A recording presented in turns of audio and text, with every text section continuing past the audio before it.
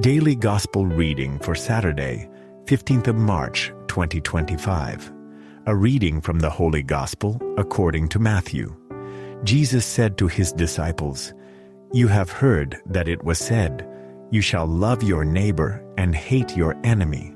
But I say to you, love your enemies and pray for those who persecute you, that you may be children of your heavenly Father. For he makes his sun rise on the bad and the good, and causes rain to fall on the just and the unjust. For if you love those who love you, what recompense will you have? Do not the tax collectors do the same? And if you greet your brothers and sisters only, what is unusual about that?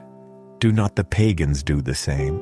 So be perfect, just as your heavenly Father is perfect." The Gospel of the Lord.